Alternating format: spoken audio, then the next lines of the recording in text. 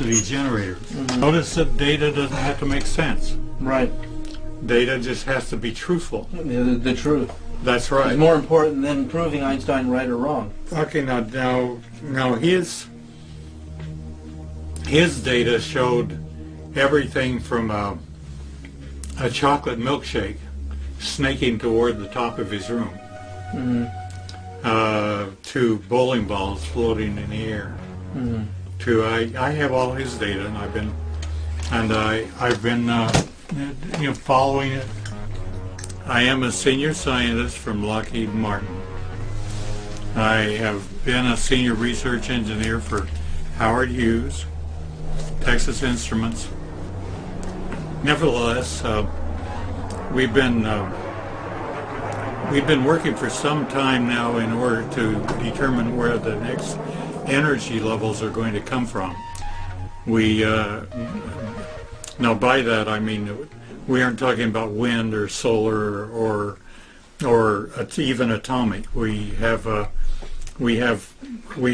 formats of energy that we've theoretically proven that are available. Not only that, but there have been significant developments, and many times the things that we look at and call UFOs are really some of the developments that we've been involved with. Did Lockheed have been involved with?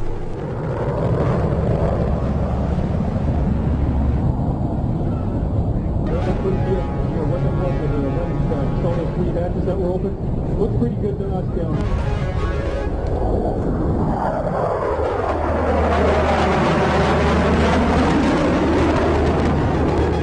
So, are these some of the UFOs we're seeing? You believe are ours? They're United States military? Well, Area 51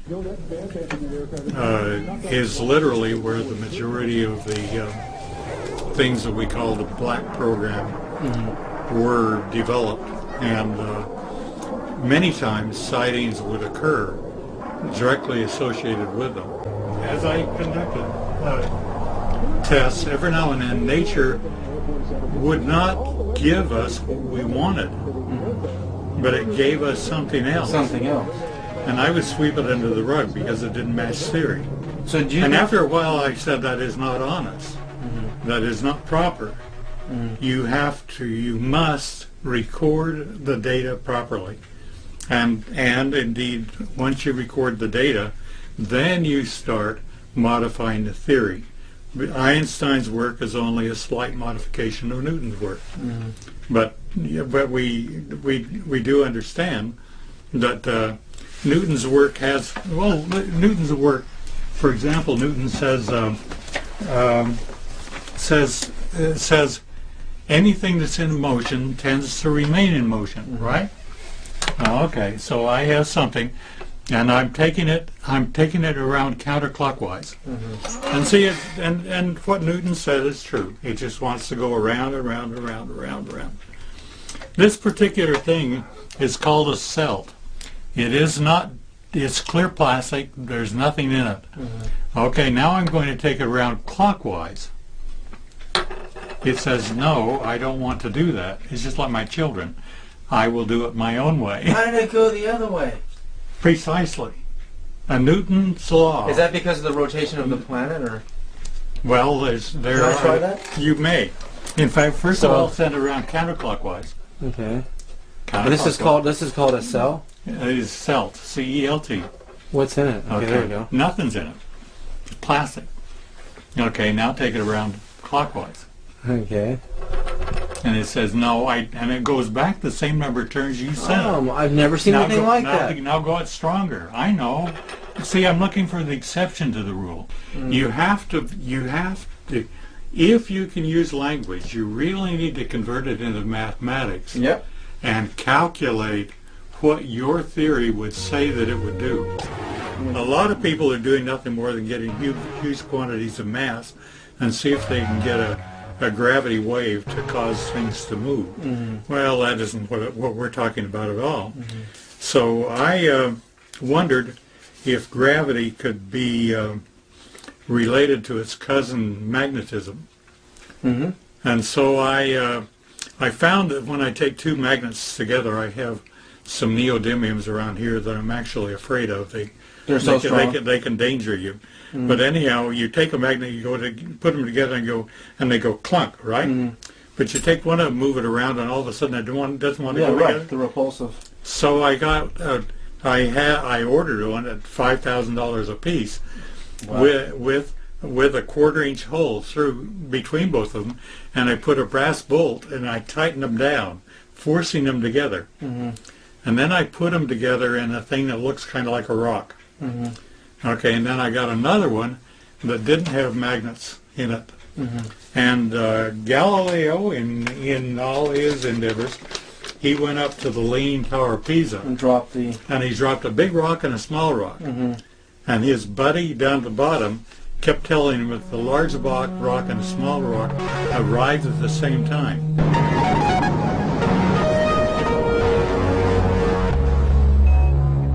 Well, in my left hand I have a feather. In my right hand a hammer. And I guess one of the reasons we got here today was because of a gentleman named Galileo a long time ago who made a rather significant discovery about falling objects in gravity fields. And we thought that where would be a better place to confirm his findings than on the moon. And so we thought we'd try it here for you. The feather happens to be appropriately a falcon feather for our falcon. And I'll drop the two of them here, and hopefully they'll hit the ground at the same time. How about that? That proves that Mr. Galileo was correct in his findings. Well, I went up to in the Lockheed Building 501 by the side of escalators and elevators. Oh, wow. And I got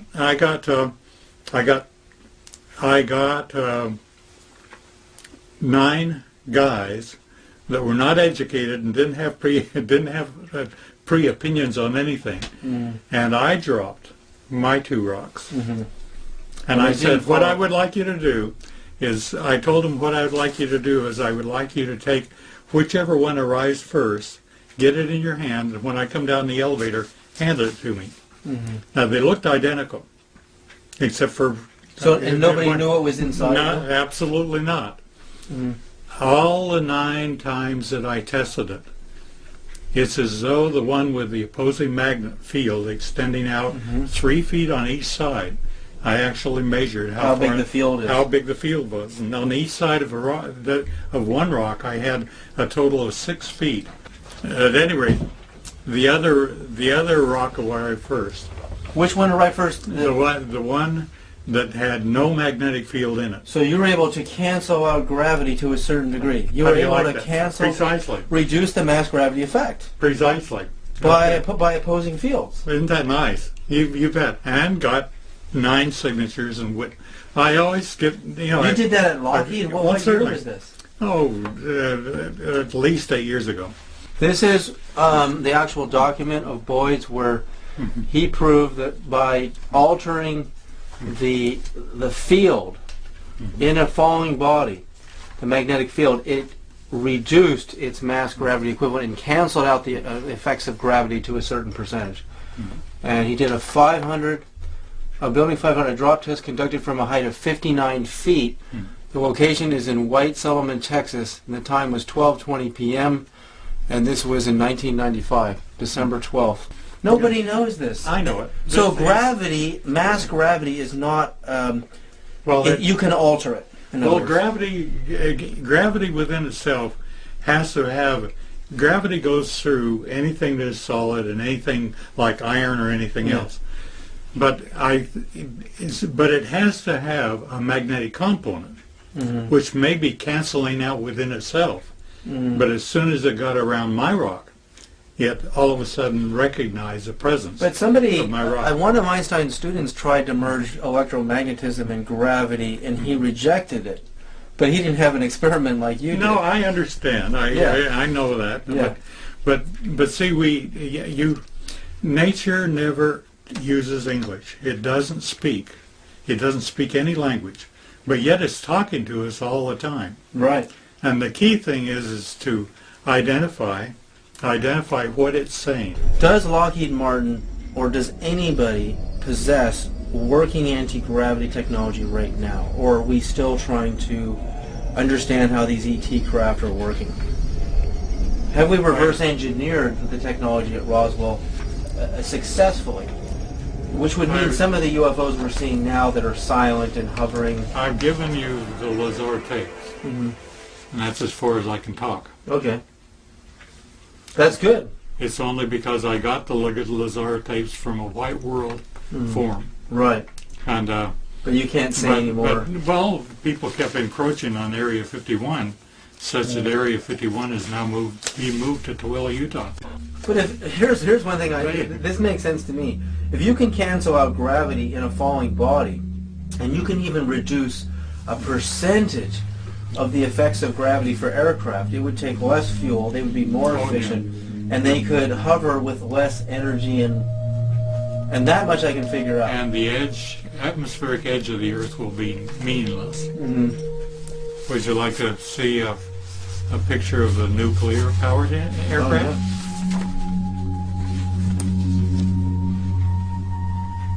What's the date on this one? I refuse to say, but there's the nuclear pile that actually flew. That hunk of junk right there flew? It actually was in the belly, providing... Oh, that was in the belly of that. That's right. It's just like in the belly of a submarine. Providing anti-gravity. So it's shaped like an aircraft. Well, it's aerodynamic. So that we don't think that it's not using its wings. well, I get it. It has an energy source, okay? I understand. And it is staying in the and here's what it looked like down inside of the protective. It was. And that's at Area 51? No, much closer than we'd care to admit. Oh, Texas.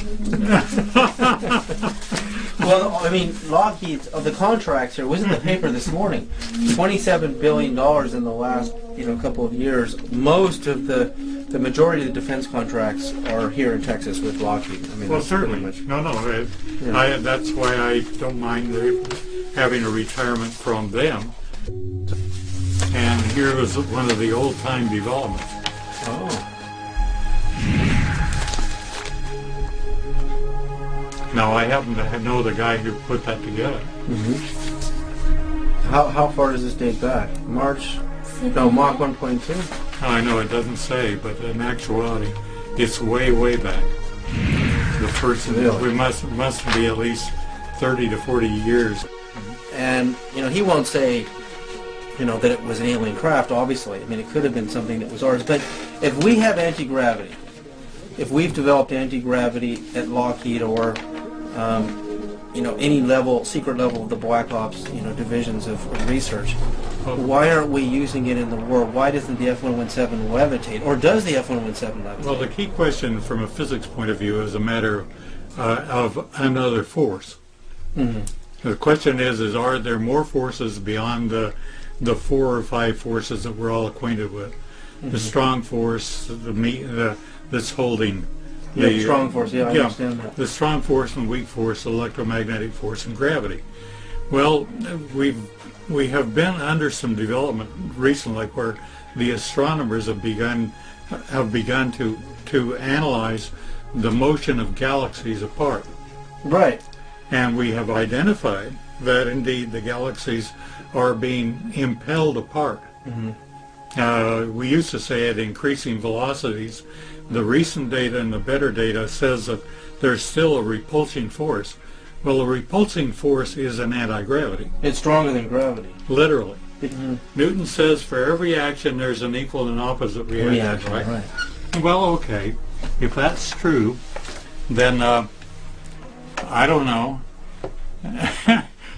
Don't let me get this thing lost, but if I let this fall on this carpet, if I had a concrete, if its elasticity was the same, then the best that it could do would be to come back to the same height that I drop it from, right? Right. And if it came out higher than that, then I would have violated Newton's law of equal and opposites, right? Okay, I have I need your hand. This is a standard tube, and you're going to catch these. These are magnets. Okay, now do notice that this is copper. It does not care about copper at all. It is not like iron. This one just straight points through. right on Less through. than a second. And this one, 1,000, 2, 1,000, 3, 1,000, 4, 1,000. 4 seconds. No, that's true. So So now you're canceling now out gravity. well, buy something that cares little about The magnetism. two opposing forces in here. It's a matter of what is the aluminum doing. Why does it care about moving electrons? Right. Similarly, over here, I have aluminum. I find that were Sir Isaac Newton to be alive after Einstein, rather than the reverse. Right. Isaac Newton had a form of mathematics called the binomial expansion, where basically you can take anything that's mathematic, your sines, cosines, even the definition of pi, and you can put them in the expansion format. And if you add them all up, you get the correct the correct definition of pi or sine and everything else. But it's usually meant for a binomial expansion. If you really take Einstein's equation, it is a binomial. It is a binomial expression. Right. It's Mass and energy are equivalent. if you do nothing more than shove that into Newton's series expansion, you will and you multiply it like Einstein did by m0c squared. You multiply every one of the series expansion by that. Mystically, the first term, which is 1, when it's multiplied times m0c squared, is the large force. The second one turns out to be kinetic energy. I mean, 1/2 mv squared, not c squared, because Einstein had v, but the c's cancel. It goes on ahead and basically shows that there are as many as 7 significant forces. Really? And the first, if you can include the kinetic energy, it turns out to be the first 5 we know. Right. The 6th, 7th, and 8th we don't know. Right. So you're saying... But we're taking the expression associated with the binomial expansion and taking a look at it.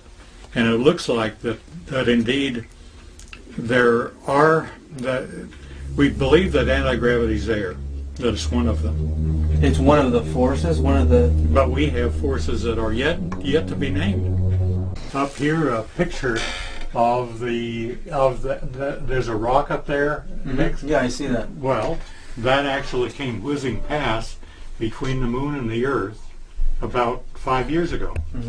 It's going to come back again in 2029. Yeah, 2029, and then it will come back and just between the Earth and Moon, and it will come back the next time in 2036. So the and orbit is actually, decaying. It will collide someplace between Siberia and Africa, and it will be a huge impact. Many, many, many megatons. Bigger than Tunguska? Don't know. How big is that thing? It depends on its velocity, but it's there. We know it. We're tracking it. Oh my God. And I said, and number 6, veer its orbit. Notice that it floated above the aluminum. I mean, something mystical inside the aluminum was doing something like happened inside of copper. You can't run current through aluminum like a wire. Yeah. And traditionally it said it's non-conductive, but actually you're saying it is conductive. Well, something occurred. Actually, what's happening is that this only works if it's AC electricity. Alternating current. Alternating current. Okay. Notice that this only worked if it was moving. In other words, when I'm working with this, it doesn't care a thing about each other. Right. But when I have motion, something happens. Right. Because I knew you were coming, I again called a friend of mine who was a Navy doctor during the same time period we're talking about. Slightly after that, and he all of a sudden was healing a pilot, a person that had been pilot. He began to tell him a story, and he basically said, one day I was up in one of the faster airplanes that we had, and I had something that was a spherical object that was ahead of me. And I called back and I said, are there any friendlies over here? He actually took off from a Texas location, headed off that way, and Towards New Mexico. and he said, they said, well, no, there's no friendlies here. He said, not only that, but he's accelerating away from me, and yet I have the fastest airplane that's been designed. And Which at that time was... And therefore it can't be one of us. Well, that was... And he said, well, they said, well, you have the weapon on board. It was a new design. Oh. And he said, go on ahead and shoot it down. And so he did. He shot down the Roswell craft. Do you know who did it? He said, don't give the people my name, nor give you know this nor guy? he certainly. He shot it down. He's a very dear. The doc. With what kind of a weapon? The doctor is a very dear friend of mine. What kind of a weapon? I don't know. We have all kinds. Because of bullets were only 1,500 miles an hour back then. We have all kinds of things out there. An electromagnetic pulse will be at Russia. Anyhow, Nikola Tesla died in the Hotel New Yorker on July 7th, coming into the morning of the 8th in 1943. Freedom of Information Act request. FBI FOIA documents reveal that Tesla's death ray was the only defense we had against atomic bombs. And the question is, as these documents reveal, this secrecy around the Tesla death ray, which is a laser weapon used to strike at an aircraft as a ray to short circuit all of its electrical systems, all of the spark plugs, all of the engineering in the craft to actually down the craft. The question is the Tesla death ray the weapon that was used, that Boyd Bushman's testimony tells us, to take down the flying saucer at Roswell? Because we know from the dates that the Tesla death ray was being developed in 1943 by the United States government, and the Roswell craft appears in our skies in 1947 in July, that there's plenty of time to have developed the weapon that we shot down them at Roswell. well, then the individual said that he went and landed at a nearby airport, went over and walked into the craft. Evidently one of them was out walking around, because there were only 3 when he was in. 3 aliens at that time? And he walked in and they were all 4 feet and under, but he could see through the walls of the craft from the inside out. Whoa. And it kind of... Translucent material. And the material he was stepping on was spongy, he said. It wasn't... So what about this liquid wall at Roswell? Well, if you will follow your friend and mine, Lazar, they didn't find any light bulbs, any electricity, or any requirement for such a thing. Do you think we'll survive global warming? The question is they're alive. The people that are alive will figure out how to escape I this know what you're place. saying, yeah. And actually, nature wants to tell us how to escape. I mean, with the additional 4 forces that we're working toward, there should be no problem. Going to Andromeda. Got it. We can go to Andromeda with one of the other forces, not the forces we know. Exactly. That's it. And we will be able to travel faster than the velocity of light, of course. Well, Paul But see, Einstein simply said you cannot communicate beyond the velocity of light using photons. But actually, at a distance proves that. But let's say that, and if I had a blind Einstein, he said you couldn't travel faster than the velocity of sound. Right. If a seeing blind Einstein says you can't travel faster than the velocity of light. Right, I guess so. But if thoughts can travel faster, right, then he would say There's another You force. can't travel faster than the velocity of thought. That's incredible. Action at, you know about spooky action at a distance. Yep. And singularity. Now that's, you tied them all together. It worked in your mind. Because Paul Dirac said in this, Perfectly right. when Paul Dirac saw the birth of electron, anti-electron, electron-positron pairs coming from super gammas, that he believed he found this substratum to the universe that was non-dual. It was pure negative. And I don't even know if it was really negative. It was just single. And he said, my God, if you could become one with that, you could be anywhere in the universe in zero time, because there's no resistance in that singularity, because there's no polarity. Well, there is another universe called the neutrino universe, of course. Right. Neutrinos. And we know that it's there, and now we're seeing if one of the additional forces matches it. So the neutrino universe is another universe, not just... Not only that, we know that we know that what we have is we're about 5%. Everything that we see is about 5%. And then there's dark matter that we don't see. Right. And then beyond that is about 70% of dark energy. And that's what we're talking about. The energies that we don't now have cataloged. And we don't have name, and we haven't done critical tests on them, and we're just barely beginning to start operating.